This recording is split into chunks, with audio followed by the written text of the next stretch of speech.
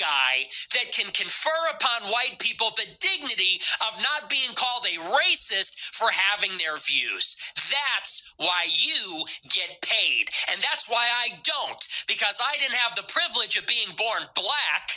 I was born white, so there's a limit on what I can say.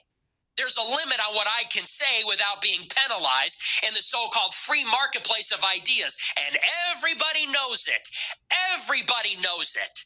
Everybody knows. And everybody's sick of it, especially in the conservative space, that blacks have had it easy.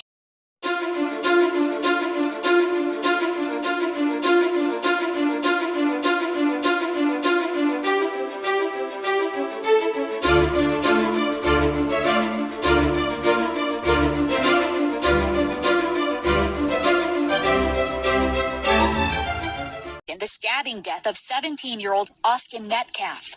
They were twins, identical twins, and his brother was holding on to him, trying to make it stop bleeding, and he died in his brother's arms. The horrifying scene playing out Wednesday morning during a district track meet with over 100 student athletes participating. Frisco police say Anthony, a Centennial High School student, stabbed Metcalf, a Memorial High School student, during a fight.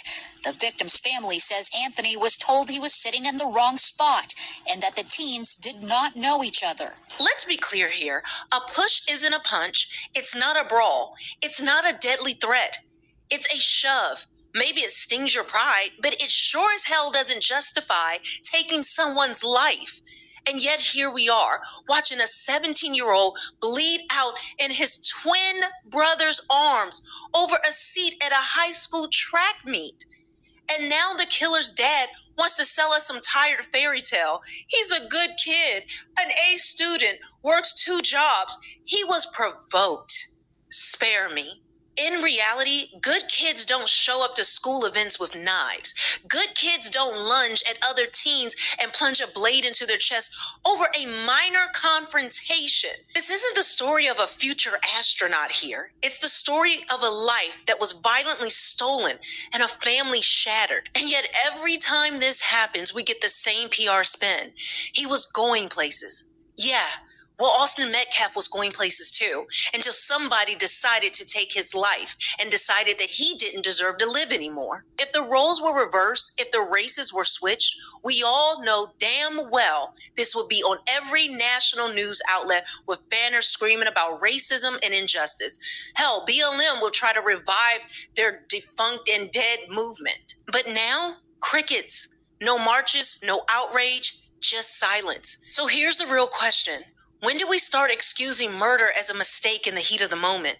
And more importantly, when are we going to start holding violent teens and the culture that defends them accountable? I'm really outraged by what has transpired, not just the killing of Austin, but this was just senseless. It didn't need to happen. And anyone is trying to create some race narrative, well, not about the perpetrator being some type of victim because he's black, and then the actual victim somehow he's to blame because he's white. I think it's disgusting to conflate the two and to make it like Austin did anything that would equate taking his life. And isn't it crazy that we're seeing these things happen at track meets? I covered the story about the black track runner who attacked another black track runner and condemned her vehemently about what her actions did and what she caused. And even then, you didn't see a lot of outrage from black people condemning that young woman who did that, who was even laughing about it and blaming the victim. But you're going to see the outrage where somehow Austin deserves this, or, this has been happening to black people for so long, so who cares? Those who will never fight for freedom. There are Negroes who seek profit for themselves alone from the struggle.